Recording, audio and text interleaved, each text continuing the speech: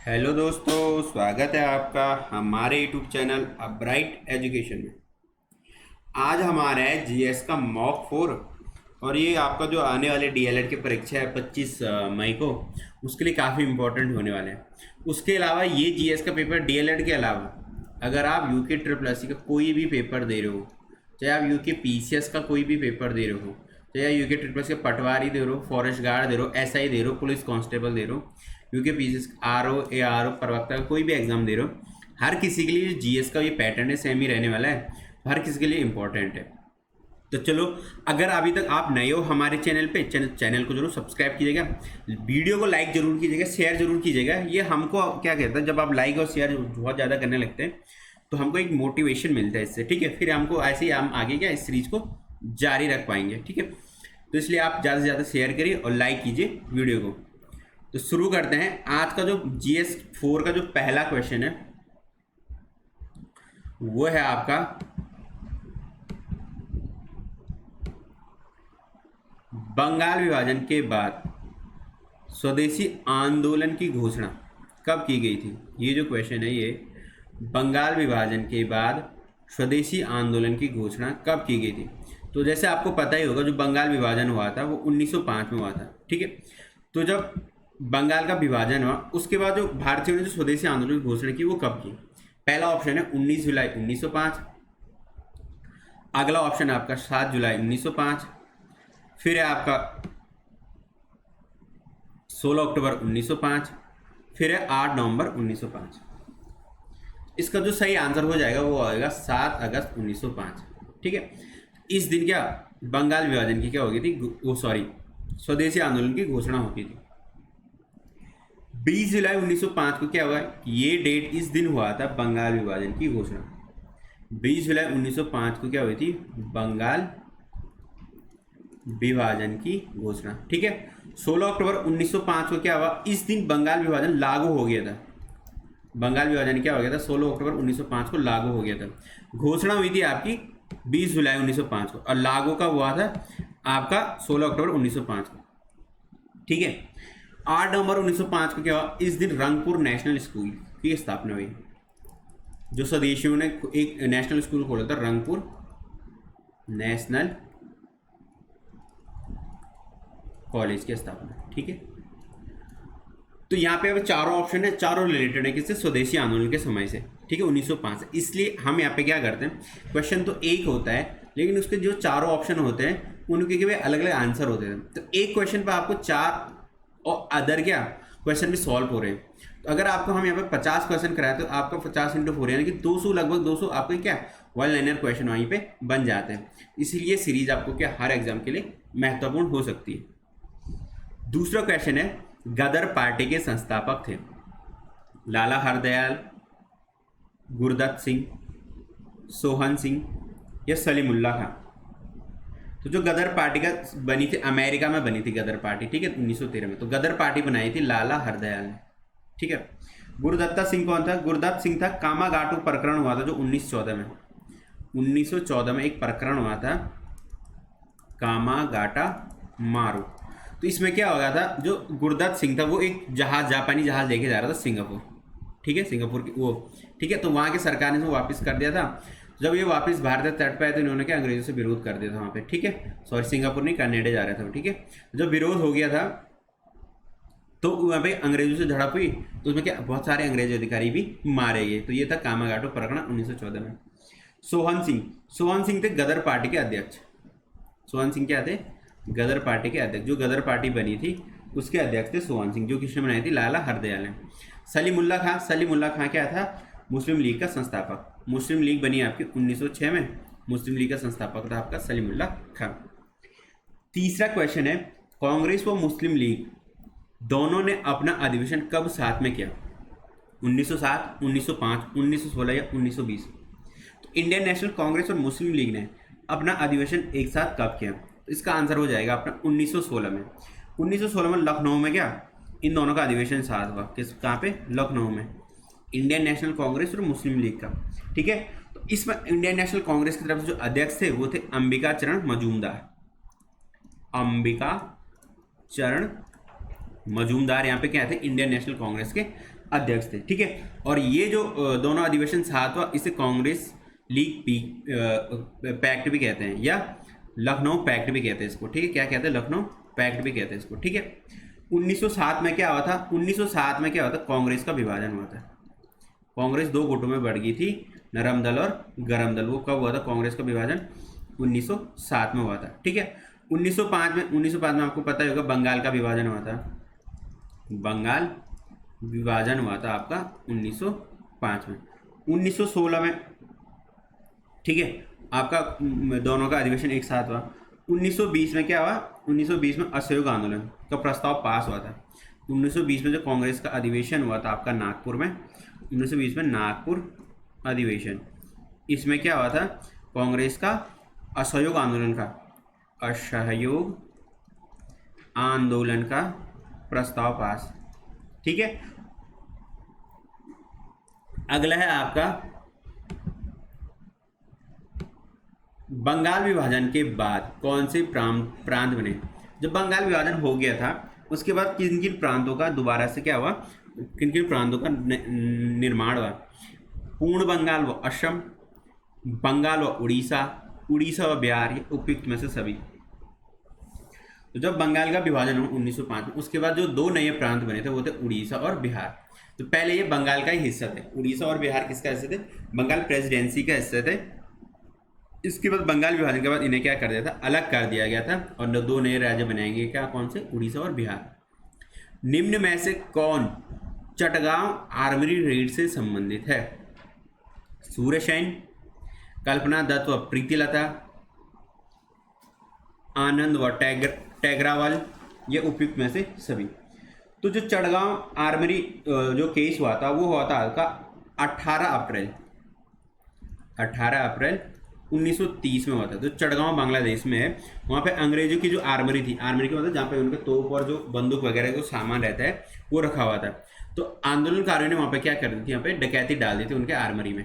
तो वहाँ पे क्या भिड़त हो गई थी और आंदोलनकारियों पे गोली भी लग गई थी, ठीक है। तो इस आर्मरी केस रेड में कौन कौन आंदोलनकारी सम्मिलित थे, तो इसका आंसर हो जाएगा आपका उपयुक्त सभी। तो ये सभी लोग, सूर्यसेन, कल्पना दत्त, प्रीतिलता, आनंद व टैगरावाल, ये सब क्या थे, इसमें सम्मिलित थे, किसमें, आर्मरी केस में, चटगांव आर्मरी केस में, जो कब हुआ था आपका 18 अप्रैल 1930 को। अगला है आपका भारतीय असंतोष का जनक किसे कहा जाता है। किस नेता को भारतीय असंतोष का जनक कहा जाता है। सुभाष चंद्र बोस, दयानंद सरस्वती, बाल गंगाधर तिलक या अरविंद घोष। तो आपका इसमें से आंसर हो जाएगा आपका बाल गंगाधर तिलक। तो बाल गंगाधर तिलक को क्या कहा जाता है, भारतीय असंतोष का जनक, क्योंकि बाल गंगाधर के तिलक के क्या जो विचार थे वो अन्य कांग्रेसों से काफी अलग थे। तो इनके विचारों के साथ टकराव होता रहता अन्य लोगों के साथ, इसलिए इन्हीं को क्या कहा जाता है, भारतीय असंतोष का जनक कहा जाता है। अगला है कांग्रेस द्वारा असहयोग आंदोलन का प्रस्ताव सर्वप्रथम 1920 में किस स्थान पर स्वीकारा। तो इसका मैंने अभी ऊपर जिक्र भी किया था, वो कहाँ पे था, कौन सा अधिवेशन था वो, कलकत्ता अधिवेशन में, क्या 1920 में जो हुआ था। तो इसमें असहयोग आंदोलन का प्रस्ताव क्या हुआ था, स्वीकार कर दिया था किसने, ठीक है। अगला है आपका भारत छोड़ो प्रस्ताव का पारित हुआ। तो भारत छोड़ो जो प्रस्ताव था कांग्रेस का, उसे कब पारित किया गया, 1920, 1930, 1942, 1947। भारत छोड़ो का प्रस्ताव कब पारित किया गया, 1920, 1930, 1942 और 1947। तो ये 1942 में पारित किया गया आपका भारत छोड़ो प्रस्ताव, ठीक है। तो ये आंसर हो जाएगा आपका 1942। ये जो ऊपर वाला 7वां क्वेश्चन है उसका आंसर नागपुर है, ठीक है, कलकत्ता नहीं है, वो थोड़ा जल्दीबाजी में वो गलत हो गया मेरे से, ठीक है, सॉरी उसके लिए। तो इसका नागपुर है, ठीक है, मैंने ऊपर ही बताया था ना आपको ना, 1920 का जो प्रस्ताव हुआ था जिसमें क्या असहयोग आंदोलन का प्रस्ताव स्वीकार कर लिया था कांग्रेस ने, वो नागपुर अधिवेशन में किया था। इसमें उन्होंने क्या किया था कि स्कूलों कॉलेजों सबका क्या करना है, असहयोग करना पूरी तरीके से, किसका, अंग्रेजों का, ठीक है। अगला जो आंसर है आपका क्वेश्चन है आपका, सुभाष चंद्र बोस ने आज़ाद हिंद फौज का कार्यभार संभाला 23 जून 1942, 1 सितंबर 1942, 8 फरवरी 1943 या 4 जुलाई 1943। जो सुभाष चंद्र बोस थे उन्होंने जो कार्यभार संभाला आज़ाद हिंद फौज का वो कब संभाला? तो इसका आंसर हो जाएगा आपका 4 जुलाई 1943 को उन्होंने आज़ाद हिंद फौज का क्या है कार्यभार संभाला। तो आज़ाद हिंद फौज जो गठन हुआ था आज़ाद हिंद फौज का 1942 में, ये हुआ था आपका कहाँ पे? सिंगापुर में। सिंगापुर में इसका क्या हुआ था? गठन हुआ था आज़ाद हिंद फौज का। भारतीय उच्चतम न्यायालय के न्यायाधीशों की संख्या में वृद्धि, भारतीय उच्चतम न्यायालयों के न्यायाधीशों की संख्या में वृद्धि करने की शक्ति किसमें निहित है? भारत के राष्ट्रपति में, संसद में, भारत के मुख्य न्यायमूर्ति में या विधि आयोग में? जो भारत का उच्चतम न्यायालय है यानी कि सुप्रीम कोर्ट, जो भारत का सुप्रीम कोर्ट है उसमें जो न्यायाधीशों की संख्या अभी है इसमें 33 तो क्या है जज हैं प्लस उसका सीजे एक मुख्य न्यायाधीश है, तो ये कितना हो गया टोटल? 34 है उसमें अभी, ठीक है। तो ये इस संख्या में बढ़ाने घटाने का जो अधिकार है वो किसको है? तो वो आपको है किसको? भारत की संसद को, ठीक है। राष्ट्रपति को नहीं है, भारत के संसद को है क्या इसमें संख्या क्या घटा बढ़ा सकता है? कौन? भारत का जो संसद है हमारा वो, ठीक है, इसमें प्रस्ताव पास करके, ठीक है। अगला क्वेश्चन है आपका, मिलान कीजिए। ये रिट है सारी है, कौन सी रिट किसके लिए लगती है वो मिलान करना है। परमादेश, बंदी प्रत्यक्षीकरण, बंदी है, ठीक है, बंदी नहीं है, बंदी होगा। अधिकार परीक्षा या उत्प्रेषण लेख, तो आपको इसकी दूसरे वाली साइड से मिलान करना है कि परमादेश किसके लिए होती है, बंदी प्रत्यक्षीकरण किसके लिए होती है, ठीक है। तो जो परमादेश वाला होता है वो होता है ये हमारा, परमादेश क्या होता है? हमारा आदेश है। कोर्ट क्या देता है? आदेश देता है। कोर्ट मतलब लोअर कोर्ट के किसी और, क्योंकि हमारा आदेश माना जाए।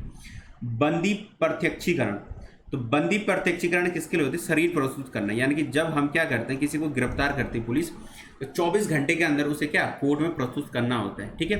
तो किसी की भी गिरफ्तारी के बाद आपने देखा होगा पुलिस रिमांड पे लेती है और उसके बाद कहाँ भेजती है? मजिस्ट्रेट कोर्ट, किसी भी कोर्ट में जिसमें जहाँ पे उसकी कार्रवाई होनी 24 घंटे के अंदर कोर्ट में प्रस्तुत करना होता है किसी के अपराधी को। अधिकार परीक्षा, अधिकार परीक्षा क्या? किसी भी आज्ञा पत्र या अधिकार से, ठीक है। यानी कि जब हम अधिकार परीक्षा का जब हमारे जगह पे नौकरी पे या किसी चीज़ पे क्या कोई दूसरा बंदा हमारे अधिकार ले लेते हैं, यहाँ पर नौकरी या जो हमारे लाभ वाली चीज़ें हैं उस पर अगर कोई दूसरे वाला बंदा बैठ जाता है ये हमारा लाभ ले लेता है तो हम क्या अधिकार परीक्षा रिट लगाते हैं। तो ये सब क्या है? रिटों के प्रकार हैं। जैसे आपको पता है रिट कितने प्रकार की होती? 5 प्रकार की। फिर आगे लास्ट बचता है आपका उत्प्रेषण लेख। उत्प्रेषण लेख का किसके लिए? प्रमाणित करना किसी चीज़ को, मतलब जब क्या होता है कोई किसी सरकारी अधिकारी या किसी कामकाज के बारे में क्या कोर्ट किसी सार्वजनिक व्यक्ति के बारे में पूछ लेती है तो उसके जो प्रमाण लेती है वो रिट कौन सी लगती है आपकी? उत्प्रेषण रिट लगती है आपकी, ठीक है। तो ये जो रिटें हैं ये लगती हैं आपकी आर्टिकल 32 में। आर्टिकल रिट क्या है? आर्टिकल 32 में सुप्रीम कोर्ट रिट के दे सकता है और आर्टिकल 226 में, ठीक है, हाई कोर्ट क्या रिट दे सकता है। आर्टिकल 226 के अंतर्गत हाई कोर्ट में रिट लगती है और आर्टिकल 32 के अंतर्गत किसमें? सुप्रीम कोर्ट में। ये रिट जारी कर सकती है सुप्रीम कोर्ट आर्टिकल 32 के तहत और हाई कोर्ट कर सकती है आर्टिकल 226 के तहत। सिर्फ 2 कोर्टें रिट जारी करती है, आपका high court and supreme court, ठीक है। जब हमारे अधिकारों का हनन होता है तब क्या लगाते हैं? हम रिट लगाते हैं, ठीक है। तो ये हमारा एक क्या है? मौलिक अधिकार है, खुद ही क्या हमारे अधिकारों का हनन होने पर जब हम क्या लगाते हैं उसके बचाव में हम न्यायालय जाते हैं तो ये हमारा खुद ही एक मौलिक अधिकार है जो किस में आता है? आपका आर्टिकल 32 में, अनुच्छेद 32 में आता है, ठीक है। अगला क्वेश्चन है आपका, नियंत्रक वह महालेखा परीक्षक यानी कि CAG, CAG, controller and auditor general Bharat का, की टीका टिप्पणी पर उचित कार्रवाई करने की अंतिम जिम्मेदारी किसकी होती है? यानी कि जो कैग है नियंत्रक वो महालेखा परीक्षक है, जो वो अपनी रिपोर्ट सौंपता है उसमें जो उसने टीका टिप्पणी करी जाती है रिपोर्टों में कि ये गलत है, ये सही है, ऐसे कम ज़्यादा, ठीक है, उस पर उचित कार्रवाई करने का अधिकार किसको है? राष्ट्रपति को, उच्चतम न्यायालय को यानी कि सुप्रीम कोर्ट को, संसद को या प्रधानमंत्री को। उसमें जो उचित कार्रवाई करने का जो अधिकार अंतिम जिम्मेदारी होती है कार्रवाई करने की वो होती है आपकी भारत की संसद की, ठीक है। तो जो कैग होता है वो क्या करता है? कैग क्या अपनी रिपोर्ट सौंपता है किसको? राष्ट्रपति को, ठीक है। अपनी वार्षिक प्रतिवेदन रिपोर्ट सौंपता है राष्ट्रपति को और राष्ट्रपति इसको कहाँ रखता है? हमारी संसद में रखता है इस रिपोर्ट को। अब जो इसमें टिप्पणी करी होगी किसी कैग ने, ठीक है, भारत का नियंत्रक व महालेखा परीक्षक ने। उस पर कार्रवाई करने की जिम्मेदारी फिर किसकी होती है? संसद। ठीक है, अगला क्वेश्चन है आपका, अखिल भारतीय सेवाओं का जनक किसे कहा जाता है? Lord Macaulay. जो स्वतंत्र भारत में जो अखिल भारतीय सेवाएं हैं, 3 सेवाएं मुख्य रूप से अखिल भारतीय सेवाएं मानी जाती हैं, आईएएस, आईपीएस और आईएफएस। ठीक है, आपका Indian administration service, Indian police service और इंडियन फॉरेस्ट सर्विस। इनका जनक किसे माना जाता है भारत में? Lord Macaulay, Cornwallis, Bhimrao Ambedkar और सरदार पटेल। तो इसका आंसर हो जाएगा आपका सरदार पटेल। ठीक है, ये कब स्वतंत्रता के बाद, ये जो अखिल भारतीय सेवाएं स्वतंत्रता के बाद बनी है। ठीक है, तो इसलिए ये बाकी ये 2 तो आपके अंग्रेज हो गए। ठीक है, कार्नवालिस ने तो 1893 में कार्नवालिस एक्ट लिया था। ठीक है, तो ये उससे पहले क्या होता था, सिविल सर्विस जो हमारी क्या होती थी, सिविल सर्विस होती थी, वो दूसरी होती थी पहले। ठीक है, और आज़ादी के बाद इन्हें क्या इंटीग्रेट किया गया, एक ही किया गया, और फिर इनको क्या अलग अलग राज्यों और यूनियन टेरिटरी और सेंटर के हिसाब से बांटा गया। तो वो किसने कराया था? वो कराया था हमारे भारत देश के प्रथम गृह मंत्री सरदार वल्लभ भाई पटेल ने। तो इन्हीं को क्या अखिल भारतीय सेवाओं का जनक माना जाता है। ठीक है, सिविल सर्विस का तो अंग्रेजी है। ठीक है, अगला है, पंचायती राज प्रणाली निम्न में से किस विषय से संबंधित है? जो पंचायती राज प्रणाली ये जो किस विषय से संबंधित है? ठीक है, स्थानीय शासन से।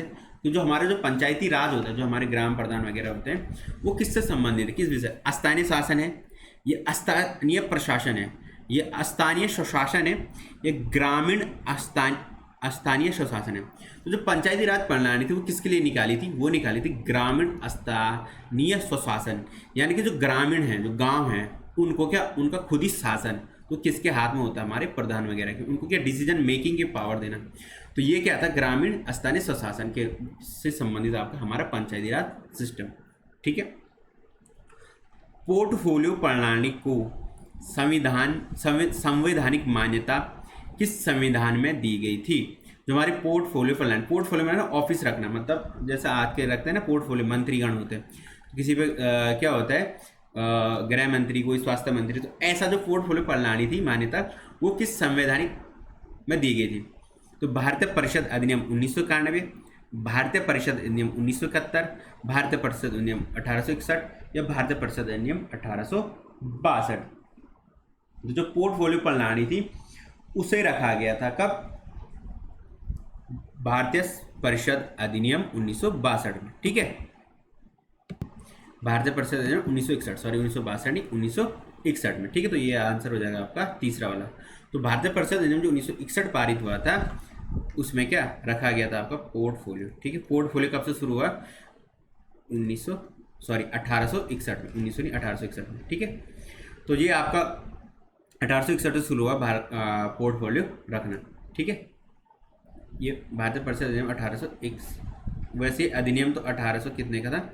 58 का था, लेकिन ये जो सिस्टम शुरू हुआ है ये हुआ आपका 1861 से। ठीक है, तो ये आपका आगे ये भारतीय परिषद अधिनियम नहीं आएगा इसमें। ठीक है, क्वेश्चन में ये छापने जो हमारा राइटर है, कंटेंट राइटर, उसने थोड़ा गलत लिख दिया है। तो ये आपका क्या साल, किस साल ये क्या आ गया, ये संवैधानिक मान्यता दी गई उनको 1861 में। ठीक, तो अधिनियम तो आपका वही था भारत शासन अधिनियम 1858। ठीक है, उसके अंतर्गत 1861 में क्या शुरू हुई थी? पोर्टफोलियो प्रणाली। ठीक है, निम्न में से कौन सा बजट सत्र की तैयारी में भाग नहीं लेता है? वित्त मंत्रालय, नीति आयोग, नियंत्रक व महालेखा परीक्षक या वित्त आयोग। यानी कि जब हमारा बजट बन रहा होता देश का, उसकी तैयारी में कौन भाग नहीं लेता है? वित्त मंत्रालय, नीति आयोग, नियंत्रक व महालेखा परीक्षक व वित्त आयोग। तो काफ़ी सरल क्वेश्चन है ये।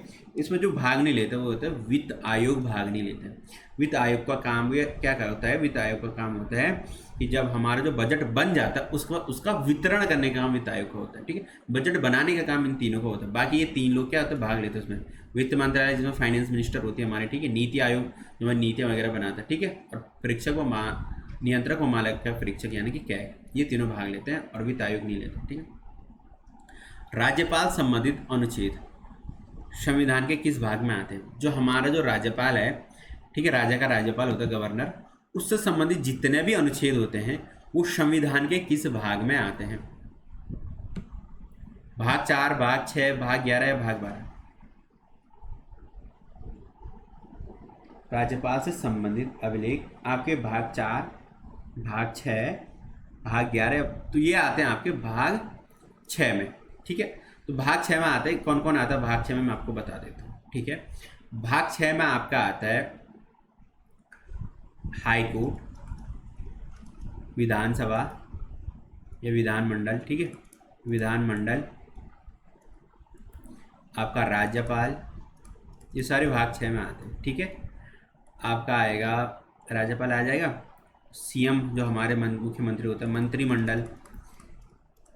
ठीक है, और जो हमारे अधीनस्थ कोर्ट होते हैं यानी कि जिला न्यायालय वगैरह। ठीक है, अधीनस्थ कोर्ट है, ये सारे हमारे संविधान के भाग 6 में आते हैं। भाग 4 में क्या आता है, मौलिक कर्तव्य और राज्य के नीति निदेशक तथा राज्य के नीति निदेशक तथा। ठीक है, जिसमें क्या पॉलिसीज लिखी होती है कि राज्य को क्या क्या करना चाहिए। ठीक है, directive principle of state policy, इसे क्या कहते हैं शॉर्ट में डीपीएसपी भी कहते हैं। और दूसरी चीज़ इसमें क्या आती है 4A में, जो हमारा भाग 4A है उसमें क्या आता है 4A में आता है, जो 4 का भाग है हमारा मौलिक कर्तव्य। इसमें क्या आता है हमारे 4A में मौलिक कर्तव्य भी आते हैं। ठीक है, भाग 11 में क्या क्या आता है हमारा, तो जो हमारा भाग 11 है उसमें संबंध आते हैं किसका, राज्य और केंद्र का संबंध। जो राज्य केंद्र संबंध है वो संविधान के भाग 11 में आता है। और भाग 12 में क्या, वित्त और संपत्ति के अधिकार किसमें आते हैं, भाग 12 में वित्त व संपत्ति के अधिकार, ये किस में आता है, हमारे भाग 12 में आता है। तो इतना आपका हो गया क्या, संविधान के भाग से रिलेटेड जो इस ऑप्शन में है। तो यहाँ पे हम क्या चारों ऑप्शन के आपको आंसर बता दे रहे हैं। तो ये एक क्वेश्चन पे हमको आप 4-5 क्वेश्चन हमने यहाँ पे बना लिए। तो आपके कॉपी पेन लेके नहीं क्या नोट करिए, किसी भी पेपर में पूछा जा सकता है। ठीक है, अगला क्वेश्चन है, अनुसूचित जाति व जनजाति क्षेत्रों को प्रशासन व नियंत्रण के बारे में उपबंध किस अनुसूची के अंतर्गत आते हैं। जो अनुसूचित जनजाति और जनजाति वाले जो क्षेत्र होते हैं उनका जो प्रशासन के बारे में नियंत्रण होता है वो किस अनुसूची में आता है। अब आपको पता है कि हमारे संविधान में कितनी अनुसूची हैं, 12 अनुसूची हैं। और कितने भाग हैं, 22 भाग हैं। भाग कितने बढ़ गए हैं, 22 हो गए हैं। जब संविधान बनाते तो भाग 12 थे, अब कितने हो गए, 22। जब संविधान बनाया गया तो अनुसूची 8 थी, अब हो गई 12। तो किस अनुसूची के अंतर्गत आते हैं, अनुसूचित जाति व जनजाति क्षेत्रों का प्रशासन और नियंत्रण। ठीक है, इसमें जो आंसर हो जाएगा आपका वो हो जाएगा आपका 5वीं अनुसूची के अंतर्गत, पहला वाला। ठीक है, देखो 6वीं अनुसूची में क्या आता है, 6वीं अनुसूची में आता है जो हमारे क्या असम, जो नॉर्थ ईस्ट वाले हैं, मेघालय, ठीक है, त्रिपुरा और मिजोरम, त्रिपुरा और मिजोरम, इनके जो क्षेत्र है ना इनमें सारे भारत के कानून क्या नहीं होते, लागू नहीं होते। ठीक है, इसमें क्या क्षेत्रों में जो प्रशासन इन राज्यों के अंतर्गत जो इनके क्या अनुसूचित जनजातीय क्षेत्र है इनके अंतर्गत जो प्रशासन आता है वो 6वीं अनुसूची में आता है। और इसके अलावा बाकी देशों के जो बाकी देश में जितने और अनुसूचित जाति जनजातीय क्षेत्र वो अनुसूची 5 में आते हैं। इन 4 राज्यों को छोड़कर सारे अनुसूचित जाति और जनजाति के क्षेत्र का प्रशासन नियंत्रण किस में आता है, अनुसूची 5 में। अनुसूची 6 में इन 4 राज्यों का आता है, असम, मेघालय, त्रिपुरा और मिजोरम। ठीक है, 7वीं अनुसूची में क्या आता है, 7वीं अनुसूची में क्या शक्तियों को, केंद्र और राज्य की शक्तियों को 3 भागों में बांटा गया है। ठीक है, 3 भागों में बांटा गया आपका। ठीक है, जिसमें एक केंद्र सरकार इसमें कानून बनाती है, एक राज्य सरकार इसमें कानून बनाती है, एक समवर्ती सूची होती है। ठीक है, एक केंद्र सूची होती है, एक राज्य सूची होती है, एक समवर्ती सूची। केंद्र सूची को क्या कहते हैं, संघ सूची भी कहते हैं। ठीक है, संघ सूची। 7वीं अनुसूची में क्या शक्तियों को क्या राज्य और केंद्र की शक्तियों को 3 भागों में डिवाइड किया। संघ सूची यानी कि ऐसे क्षेत्र या ऐसे विषय जिसमें सिर्फ क्या कानून बना सकता कौन, केंद्र। राज्य सूची यानी कि जिस पर कानून बनाने का अधिकार किसको है, राज्य को भी है। और समवर्ती सूची जो हमारे ऑस्ट्रेलिया से ली गई, ऑस्ट्रेलिया के संविधान समवर्ती सूची, इसमें जो कानून बनाने का अधिकार है ये दोनों का है, इसको राज्य को भी और किसको, केंद्र सरकार को भी। अब क्या होता है इसमें, अगर केंद्र सरकार भी एक विषय पे मान लो किसी विषय पे केंद्र सरकार, जैसे स्वास्थ्य क्या आता है समवर्ती सूची में आता है। स्वास्थ्य पर कानून बनाया किसने, केंद्र ने भी और राज्य ने भी। और राज्य ने कुछ दूसरा कानून बनाया और केंद्र ने भी कुछ दूसरा कानून बनाया। तो यहाँ पे माना किसका जाएगा, तो यहाँ पे माना जाता है किसका, केंद्र का। क्योंकि हमारे संविधान के अनुसार केंद्र क्या ज़्यादा सशक्त है, ज़्यादा शक्तियाँ किसके पास है, केंद्र के पास है। तो ज़्यादा पावरफुल केंद्र है। तो समवर्ती सूची में अगर विरोधाभास हो जाए कानूनों में तो कानून माना जाता है आपका किसका, केंद्र सरकार का। बाकी राज्य सूची में सिर्फ राज्य ही कानून बनाता है और संघ सूची में सिर्फ संघ मतलब यानी कि हमारे भारत सरकार ही कानून बना सकती है, यानी कि हमारी संसद। ठीक है, अगला जो क्वेश्चन है आपका 19वां, उच्च न्यायालय को रिट निकालने की शक्ति किस अनुच्छेद में दी गई है? ठीक है, अब मैंने अभी ऊपर भी इसका जिक्र किया था, अनुच्छेद 32, अनुच्छेद 143, अनुच्छेद 226, अनुच्छेद 50। उच्च न्यायालय यानी कि हमारा हाई कोर्ट, हाई कोर्ट क्या किस अनुच्छेद के तहत रिट क्या जारी कर सकता है? तो उसका आंसर हो जाएगा आर्टिकल 226। आर्टिकल 32 में रिट जारी करता है आपका सुप्रीम कोर्ट। 143 में राष्ट्रपति क्या है, इसमें क्या होता है कि राष्ट्रपति परामर्श लेने की शक्ति है राष्ट्रपति को, ठीक है, सुप्रीम कोर्ट से। आर्टिकल 143 में राष्ट्रपति कौन सी शक्ति है? सुप्रीम कोर्ट से परामर्श ले सकता है कौन? राष्ट्रपति। ये शक्ति राष्ट्रपति को दी है आर्टिकल 143 में। और आर्टिकल 50 है, इसके अंतर्गत क्या बोला गया है कि जो कार्यपालिका है उसको न्यायपालिका से स्वतंत्र रखा गया है।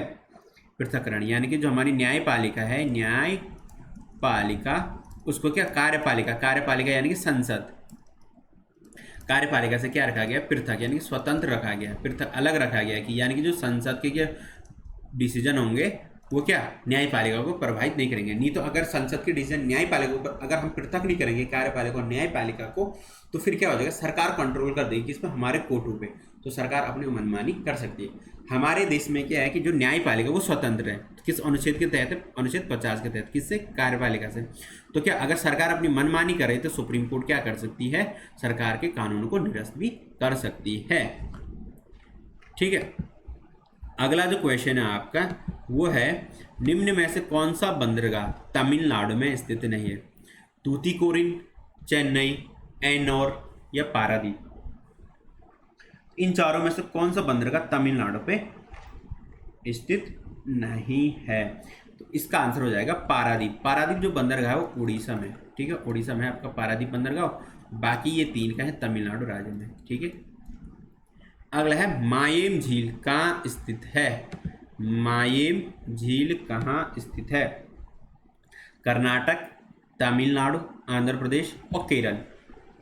तो जो हमारी मायेम झील है वो आपके कर्नाटक राज्य में स्थित है। कर्नाटक में और कौन कौन सी झील है? कर्नाटक में आपकी एक झील और है कोक कोबलिन। तमिलनाडु में कौन सी झील है? तमिलनाडु में आपकी कालीवेली। ठीक है, और वीरानम दूसरी झील है तमिलनाडु में, वीरानम झील। आंध्र प्रदेश में कौन कौन सी झीलें हैं? उस्मान सागर, हुसैन सागर, हिमायत सागर। सारे कहाँ हैं? आंध्र प्रदेश में। उस्मान सागर, हिमायत सागर, ये सारे हैदराबाद के नवाब ने बना रखी है झीलें वहाँ पे। ठीक है, और हिमायत सागर, उस्मान सागर और हुसैन सागर। तीसरी झील कौन है यहाँ पे आंध्र प्रदेश में? हुसैन सागर। ये आप नोट करते रहे, ठीक है, किसी भी पेपर में पूछा जाता है। केरल में कौन सी झील है? केरल में वेबनाड। केरल में कौन सी झील है? वेबनाड झील। ठीक है, आपका विरमपुछा, विरमपुझा। ठीक है, अष्टामुड़ी, अष्टामुड़ी, ये सारी झीलें क्या आपकी केरल में। ठीक है, अगला जो क्वेश्चन है, निम्न में से कौन सा बांध गोदावरी नदी पर है? निम्न में से कौन सा बांध गोदावरी नदी पर है? ठीक है, तो गोदावरी नदी पे पांचमपद, ये भी गोदावरी पे है। रामपद, ये भी गोदावरी पे है। ठीक है, यहाँ पे मचकुंड होगा। ठीक है, मचकुंड बांध, ये मचकुंड बांध है। ठीक है, छतरी वाला 6 है। ठीक है, मचकुंड बांध, ये भी आपकी गोदावरी नदी पे। ठीक है, मैटूर, मैटूर आपका तमिलनाडु पे, कावेरी पे। ये आपका क्या है? कावेरी, तमिलनाडु पे। एक्चुअली इस क्वेश्चन ने होना था कि निम्न में से कौन सा बांध गोदावरी नदी पर, यहाँ पे होना था नहीं है। तो कौन सा वाला बांध है? कावेरी, जो आपका मैटूर बांध है गोदावरी नदी पर नहीं है। ठीक है, ये आपका गोदावरी नदी पर नहीं है, मैठूर बांध ये पर नहीं होना था।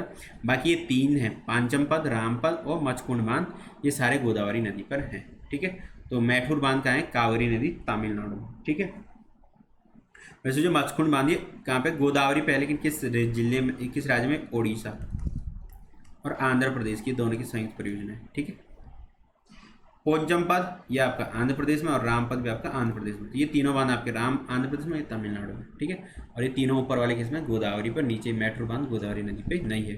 तो थोड़ा ये मिसप्रिंट हो गया है, कंटेंट राइटर ने थोड़ा क्या लिखने में थोड़ी दिक्कत कर ली, तो उसके लिए हम आपसे माफ़ी मांगते हैं कि छोटी मोटी गलतियाँ तो होती रहती हैं, ठीक है। गरम पेरू धाराएं कहलाती हैं, 23वां क्वेश्चन, गरम पेरू धाराएं कहलाती हैं एल नीनो, ला लीनो, दक्षिणी दोलन या जेट स्ट्रीम धाराएं। तो पेरू करंट होती है वो क्या होती हैं, वो होती हैं आपकी एल नीनो। अब आपने सुना होगा एल नीनो के बारे में, ठीक है, एल नीनो, एल लीनो, ठीक है, एल नीनो, ठीक है, एल है। तो ये क्या होता है, ये प्रशांत महासागर, जो प्रशांत हमारा महासागर है उसमें क्या होता है, प्रशांत महासागर की भूमध्य सागर से क्या होती है, जब उसमें क्या तापमान बढ़ता है, तो उसमें से क्या जो यहाँ की जो सागर में, जब भूमध्य सागर में तापमान बढ़ता है, तो मेडिटेरियन सी जो हमारा भूमध्य सागर होता है उसमें से तापमान बढ़ता है, तो वहाँ से क्या गर्म जल की धाराएं का निकलती हैं, ठीक है। तो वही करंट क्या करती है, पेरू करंट कहलाती हैं। और वो इफेक्ट क्या होता है, एल नीनो होता है। इसके कारण कि मौसम में चेंज आता है, यहाँ पर पूरे मेडिटेरियन सी में, और ये 3-4 साल में क्या होती है, एक बार होती है। लालिनो इसके उल्टा होता है कि एक बार जब गर्म होगी 3-4 साल के लिए, फिर ठंडी होती है और वापस कहाँ आ जाती है, भूमध्य सागर में आ जाती है, ठीक है। फिर रहते दक्षिणी दोलन। अब देखो दक्षिणी दोलन क्या होता है, साउथर्न ऑसिलेशन बोलते हैं जिसको, ठीक है, ज्योग्राफी में। तो दक्षिणी दोलन क्या होती है, प्रशांत महासागर और हिंद महासागर में क्या होती है, वायुमंडलीय दाब में उतार चढ़ाव होता है, ठीक है। इसमें प्रशांत महासागर वो जो हमारा हिंद महासागर है, ठीक है, प्रशांत ओशन हिंद महासागर में क्या होता है, जब हमारे क्या वायुमंडलीय दबाव जो होता है, यानी कि जो प्रेशर होता है, एटमॉस्फेरिक प्रेशर होता है, वायुमंडलीय दाब, उसमें क्या अनइक्वालिटी आ जाती है, यानी कि उतार चढ़ाव होता रहता है, उसमें क्या हवाएं चलने लगती हैं, तो वो क्या कहलाती है, आपकी दक्षिणी दोलन कहलाती है, ठीक है। जेट स्ट्रीम धाराएं, ठीक है, तो ये क्या करती है, ये धाराएं हैं जो हमें क्या वर्षा करने में सहायक होती हैं, ठीक है। अगला है, भारत में सर्वाधिक वन प्रतिशत किस राज्य में पाया जाता है। ये क्वेश्चन बहुत बार आता है और कंफ्यूज भी करता है, ठीक है। भारत में सर्वाधिक वन प्रतिशत किस राज्य में पाया जाता है, मध्य प्रदेश, मिजोरम, हरियाणा और अरुणाचल प्रदेश, ठीक है। तो जो सर्वाधिक 1% पाया जाता है वो आपका मिजोरम में पाया जाता है, ठीक है। 1% सर्वाधिक कहाँ पाया जाता है, मिजोरम में। तो मिजोरम की टोटल भूमि के 85.41% पर आपके क्या है, वन है, ठीक है। और सबसे कम कहाँ है, आपके हरियाणा में, सबसे कम 1% हरियाणा में। और क्षेत्रफल की दृष्टि से भी सबसे कम वन का है हरियाणा में। और क्षेत्रफल की दृष्टि से सबसे ज़्यादा वन का है, क्षेत्रफल की दृष्टि से सबसे ज़्यादा वन का है मध्य प्रदेश में, ठीक है, सबसे ज़्यादा किसमें, क्षेत्रफल, परसेंटेज नहीं, ठीक है, प्रतिशत अलग है, क्षेत्रफल अलग है। क्षेत्रफल की दृष्टि से सबसे ज़्यादा वन कहाँ पे, यहाँ पे 7,000 से ऊपर किलोमीटर स्क्वायर से ऊपर, 7,784 किलोमीटर स्क्वायर से ऊपर क्या क्षेत्रफल है यहाँ पे मध्य प्रदेश में, किस में फर्स्ट रैंक है इसकी राज्य में, ठीक है, वन में। अरुणाचल क्षेत्रफल और परसेंटेज दोनों में सेकेंड नंबर पे है, किसमें, परसेंटेज में भी और क्षेत्रफल की दृष्टि भी वनों के उसमें भी अरुणाचल दूसरे नंबर पे है, ठीक है। तो जब क्वेश्चन आएगा आपके कि क्षेत्रफल की दृष्टि से वनों का वन सबसे ज़्यादा वन किस राज्य में, तो वो मध्य प्रदेश में, और परसेंटेज की दृष्टि से मिजोरम में। तो यहाँ पर बहुत सारे लोग गच्चा खा देते हैं क्योंकि क्वेश्चन थोड़ा घुमाने वाला है, ठीक है। अगला है, सिलिकॉन और मैग्नीशियम पृथ्वी की आंतरिक संरचना के किस भाग से मिलते हैं, भूपर पट्टी से जिसे क्रस्ट कहते हैं, ठीक है, आपका आवरण से जिसे मेंटल कहते हैं, आपका नाभिक से, तामिक नहीं नाभिक होगा, जिसे कोर कहते हैं, ठीक है। तो सबसे अंदर वाली क्या 3 संरचनाएं होती है पृथ्वी की, ऊपर पट्टी, आवरण और नाभिक, यानी कि क्रस्ट, मेंटल और कोर। तो इसमें जो 2 मिलते हैं, सिलिकॉन और मैग्नीशियम, वो कहाँ मिलते हैं, तो वो मिलते हैं आपके मेंटल में, यानी कि आपके आवरण में, ठीक है। जो आपके ये 2 ऊपर 2 हैं, क्रस्ट में क्या क्या मिलता है, तो क्रस्ट में आपका मिलता है क्या, सिलिका और एल्यूमिनियम, या तो सिलिकॉन मिलता है, ठीक है, कहाँ पे, मेंटल में। तो क्रस्ट में क्या मिलता है आपका, सिलिका और एल्यूमिनियम। कोर में क्या मिलता है, नाभिक में जो आपका मिलता है निकल और आयरन मिलता है, ठीक है, निकल और आयरन। अब मैं बना के देखता हूँ ये होता क्या है ऐसा, ठीक है। ये देखो, ये हमारी पृथ्वी है, मान लो ये गोल, तो इसको क्या तीन भागों में बांटा गया। ये जो सब वाला भाग है, ये वाला भाग, ये क्रस्ट कहलाता है, यानी कि भूपर पट्टी होगा ये, ठीक है, क्रस्ट। ये वाला भाग है, ये आपका मेंटल होगा, मेंटल, ये क्रस्ट। और ये अंदर वाला भाग है, ये क्या हो जाएगा, आपका नाभिक हो जाएगा, कोर, ठीक है। इसमें क्या होता है, अंदर वाले में तो लावा ही होता है, क्योंकि भूमि के अंदर जब हम जाते हैं, यहाँ से ये हमारी सतह है, ठीक है, यहाँ पर हम खड़े हैं, यहाँ पर हम रहते हैं, इसके जैसे जैसे हम अंदर जाते हैं तो ये आपका क्या हो गया, क्रस्ट हो गया। ये आपका क्या हो गया, मेंटल हो गया। और ये अंदर वाला क्या हो गया, कोर हो गया। अंदर जो चट्टाने होते हैं वो मैग्मा के रूप में होते हैं, पिघल जाते हैं तो लावा बन जाती है, ठीक है। इसमें जो पाया जाता है अंदर चट्टानों में, वो सबसे अंदर कोर में क्या पाया जाता है, कोर में आपका पाया जाता है आयरन, ठीक है, लोहा और निकिल। इस बीच वाले भाग मेंटल में पाया जाता है आपका क्या, आपमें सिलिकॉन और मैग्नीशियम, और बाहर इस वाले भाग में सिलिका और एल्यूमिनियम पाया जाता है, ठीक है। निम्न में से कौन सा, अगला क्वेश्चन है, निम्न में से कौन सी खरीफ की फसल नहीं है। खरीफ की फसल कौन सी नहीं है, चावल, चना, जूट व गन्ना। जो खरीफ की फसल नहीं है आपकी, वो कौन सी नहीं है। तो चावल, जूट और गन्ना, ये तीनों क्या है, खरीफ की फसलें हैं, ठीक है, चावल, जूट और गन्ना। तो जो खरीफ की फसल नहीं है वो कौन है आपकी, चना। ये कहाँ है, इसकी रबी की फसल है चना, ठीक है। गेहूं के साथ जो बोई जाती है वो चना ही है। तो गेहूं भी क्या आपकी रबी की फसल। भारत में खाद्यान्नों की रानी किसे कहा जाता है, लीची को, मक्का को, गेहूं को, सरसों। खाद्यान्नों की रानी किसको कहा जाता है भारत में, लीची, मक्का, गेहूं या सरसों। तो जो मक्का है हमारा, ठीक है, उसे कहा जाता है क्या, खाद्यान्नों की रानी, ठीक है, मक्का। लीची को कहा जाता है फलों की रानी। लीची को क्या कहा जाता है, फलों की रानी, फलों की रानी। और अन्न यानी खाद्यान्न जो हमारा, तो उसके रानी किसको कहा जाता है, मक्का, ठीक है। अगला जो क्वेश्चन है हमारा वो आपका, तटीय प्रदेशों में डेल्टाओं में पाए जाने वाले वन कहलाते हैं उष्णकटिबंधीय सदाबहार, उष्णकटिबंधीय आर्द्र पतझड़ वन, मैंग्रोव वन व पतझड़ वन, ठीक है। ये आपको मैंग्रोव वन है या पतझड़ वन। जो हमारे तटीय प्रदेश की जो डेल्टा होती है, यानी कि सुंदरवन डेल्टा, महानदी बेसिन का डेल्टा, कृष्णा और गोदावरी के जो डेल्टा क्या होता है, जहाँ पर नदियाँ समुद्र में क्या कर देती है, प्रवेश करती है। जैसे नदी है हिमालय गंगा नदी है, ठीक है, और ये नीचे क्या है आपका बे ऑफ बंगाल, बंगाल की खाड़ी, और नदी ने इस बंगाल की खाड़ी में गिरना, ये आपकी नदी है, ठीक है, ये गंगा नदी। और डेल्टा क्या होता है, जब इसके किनारे पहुंचने लगती है नदियाँ, किसके, समंदर के किनारे, यानी सी के किनारे, तो नदियाँ क्या बहुत सारी धाराओं में विभक्त हो जाती है। ये धारा एक अलग हो गई, ये अलग हो गई, ये अलग हो गई, ये अलग हो गई। तो इनके बीच इन स्थानों में क्या बन जाते हैं, डेल्टाज बन जाते हैं। ये क्या डेल्टा होते हैं। इनमें जो वन पाए जाते हैं वो क्या कहलाते हैं, वो कहलाते हैं आपके कौन से, मैंग्रोव वन, ठीक है, या ज्वारीय वन भी इन्हें ही कहते हैं, ठीक है। अब जो उष्णकटिबंधीय आर्द्र पतझड़ वन, ये कहाँ पाए जाते हैं, ठीक है। उष्णकटिबंधीय आर्द्र जो पतझड़ वन पाए जाते हैं जब 100 से 200 मीटर तक क्या होती है, बारिश होती है। उष्णकटिबंधीय सदाबहार वन जहाँ 200 सेंटीमीटर, मीटर नहीं सेंटीमीटर, मीटर तो बहुत ज़्यादा हो गया, ठीक है, 200 सेंटीमीटर से अधिक क्या वार्षिक वर्षा होती है, उन क्षेत्र में सदाबहार चौड़ी पत्ती वाले वन पाए जाते हैं। जैसे आपका अंडमान निकोबार हो गया, या आपका पश्चिमी घाट हो गया, इन पे जो चौड़ी पत्ती वाले वन, यानी कि जहाँ बहुत ज़्यादा वर्षा होती है, या आपका मान शिवराम हो गया, चेरापूंजी, इधर वाले साइड जब ज़्यादा वर्षा होती है वहाँ पे क्या उष्णकटिबंधीय सदाबहार वन पाए जाते हैं। पर्णपाती वन ये आपके पठारों में पाए जाते हैं, दक्कन के पठारों में पर्णपाती वन। शुष्क पतझड़ वन ये आपके मरुस्थलीय क्षेत्र में पाए जाते हैं, जहाँ पे क्या बहुत ज़्यादा सूखा होता है, और आपके छोटा नागपुर के पठार वगैरह में पाए जाते हैं। अगला है गोदावरी, निम्न में से कौन सा नदी अपना जल अरब सागर में गिराती है। यानी कि दो प्रकार की नदियां हैं प्रायद्वीप भारत में, एक अपना जल अरब सागर में गिराती है और इधर वाली अपना जल बे ऑफ बंगाल यानी बंगाल की खाड़ी, यहाँ बंगाल की खाड़ी है, इधर के अरब सागर। इनमें से कौन सी नदी है जो अपना जल अरब सागर में गिराती है, गोदावरी, कृष्णा, कावेरी या नर्मदा। तो जो अरब सागर में अपना जल गिराती है वो नदी है आपकी नर्मदा। बाकी ये तीन नदियाँ अपना जल कहाँ गिराती हैं, बे ऑफ बंगाल में, यानी कि बंगाल की खाड़ी में अपना जल गिराती है तीन नदियाँ, ठीक है।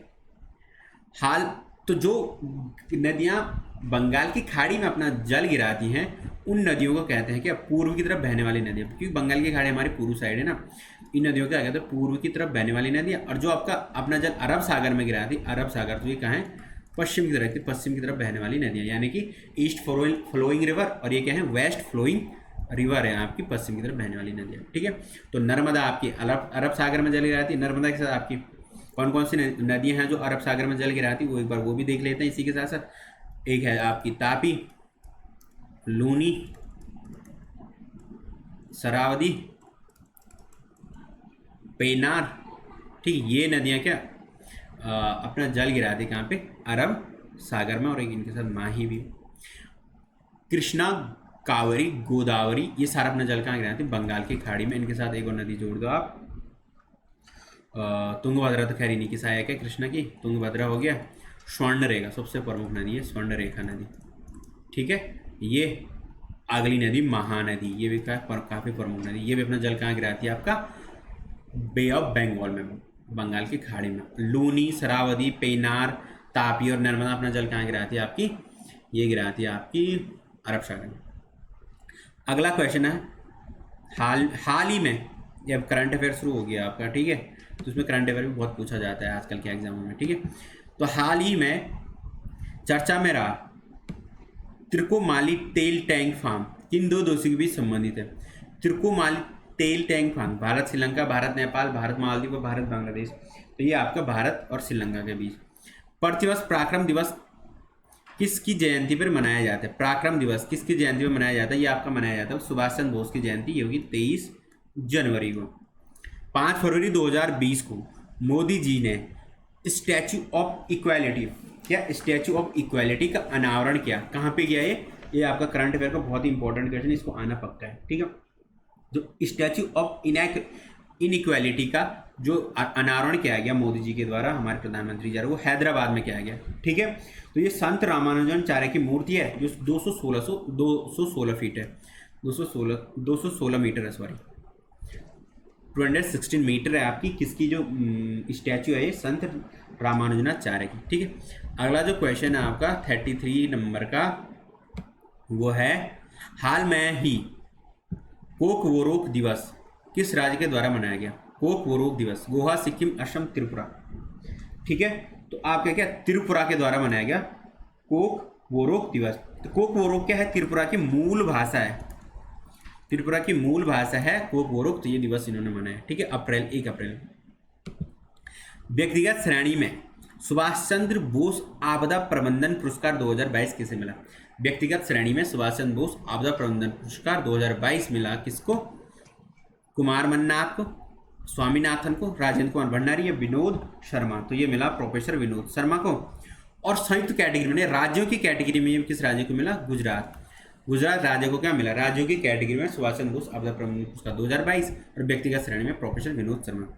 हाल में ही आंध्र प्रदेश ने कितने नए जिलों के बनाने की मंजूरी दी, आंध्र प्रदेश सरकार कितने नए जिले बनाने की मंजूरी दी हाल में ही, तो वो दी इन्होंने 13 नए जिले बनाने की मंजूरी दी। तो पहले से यहाँ पे 13 जिले थे और इन 13 जिलों से हर जिले से एक एक जिला फिर से नया बनाया जा रहा है। आंध्र प्रदेश में टोटल हो जाएंगे 26 जिले, ठीक है। तो आंध्र प्रदेश के जो मुख्यमंत्री है वो जगन्नाथ रेड्डी है, ठीक है।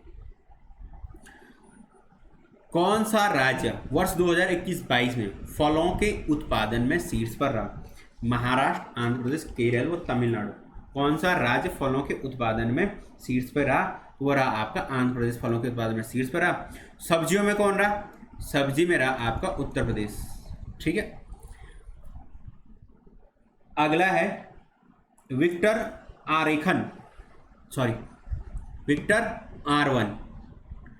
आरवन किस देश के नए प्रधानमंत्री बने, नॉर्वे, डेनमार्क, हंगरी और पोलैंड। तो विक्टर आरवन जो नए प्रधानमंत्री वो हंगरी के बने, ठीक है। फॉर्मूला 1 जो रेस होती है उसका ऑस्ट्रेलियन ग्रांड फिक्स, फॉर्मूला 1 का ऑस्ट्रेलियन ग्रांड फिक्स 2022 में किसने जीता, तो ये आपका जीता आपका चार्ल्स लेक्लर ने। चार्ल्स लेक्लर ने फॉर्मूला 1 2022 का ऑस्ट्रेलिया का खिताब जीता है, जो ऑस्ट्रेलिया में रेस हुई थी फॉर्मूला 1, ठीक है। 2022 में आईपीएल होना था यहाँ पे, ठीक है। आईपीएल का कौन सा संस्करण शुरू हुआ, जो आजकल चल रहा है हमारा आईपीएल चल रहा है इंडियन प्रीमियर लीग, उसका कौन सा संस्करण शुरू हुआ है, तो उसका 15वां सीजन चल रहा है।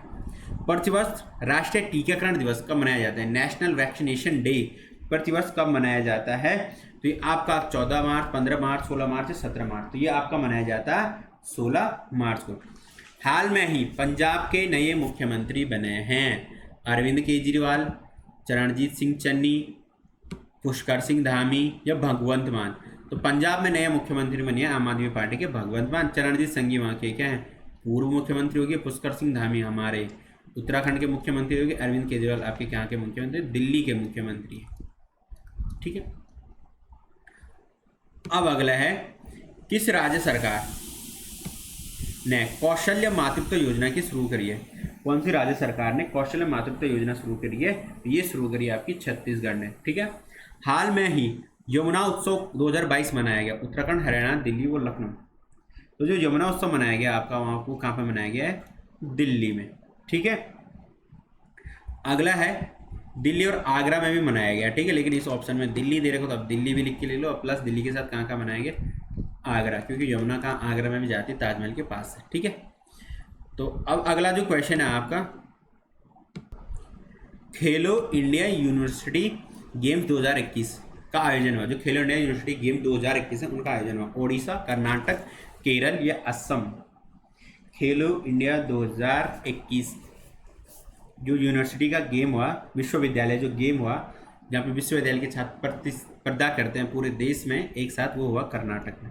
ठीक है, 3 अप्रैल 2022 को भारतीय सेना चिकित्सा कोर कौन सा स्थापना दिवस मनाया गया? तो जो भारतीय सेना का जो चिकित्सा कोर है, यानी कि मेडिकल कोर है भारतीय सेना का, उसने 3 अप्रैल 2022 को अपना कौन सावां स्थापना दिवस मनाया? वो मनाया आपका 258वां स्थापना दिवस। और आप कमेंट बॉक्स में जवाब देना कि भारतीय सेना चिकित्सा कोर की स्थापना कब हुई। तो आप इनमें से क्या लगा सकते हो 258 साल पहले। तो आप कमेंट बॉक्स में इसका जवाब जरूर दें।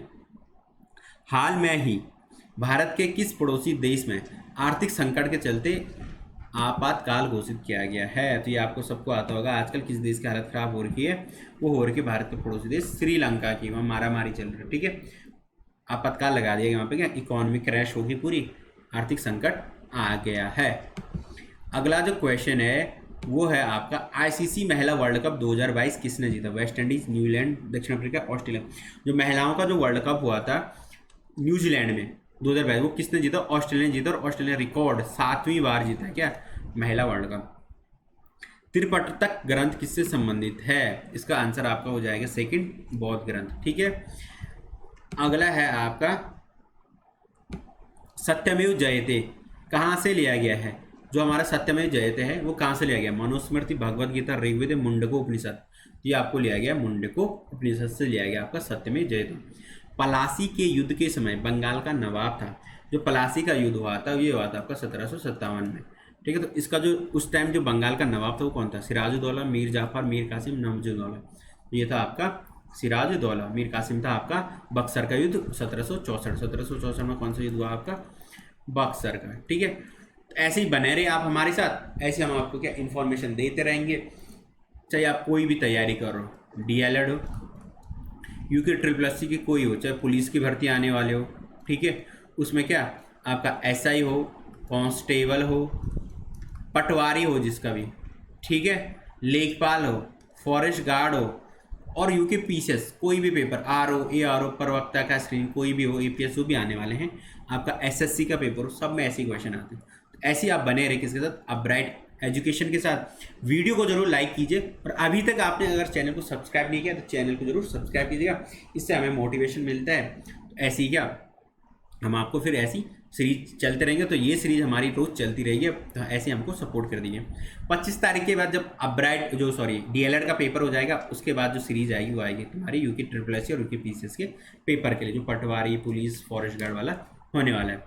तो अपने दोस्तों के साथ भी शेयर कीजिएगा, और आप कमेंट करके हमें फीडबैक भी दे सकते हैं कि कौन से हमें कमी रह गई है, कहाँ पे आप क्या सुधार चाहते हो, या किस तरीके से चाहते हो। तो आप क्या हमसे टेलीग्राम पे भी जुड़ सकते हैं। लिंक दिया आपको डिस्क्रिप्शन बॉक्स में होगा, या आपको कमेंट बॉक्स में पिन किया जाएगा टेलीग्राम पे। ठीक है, वहाँ पे भी आप हमसे क्या बात कर सकते हो, और नहीं तो हमारा ईमेल दिया वहाँ से कर सकते हो, और नहीं तो कमेंट बॉक्स में भी आप कमेंट बॉक्स में सीधे कमेंट करके बता दिए कि सर क्या करना है क्या नहीं करना है। ठीक है, तो आप अपना फीडबैक भी हमको भेज सकते हैं। ठीक है, तो मिलते हैं अगली वीडियो में दोस्तों, तब तक के लिए थैंक यू।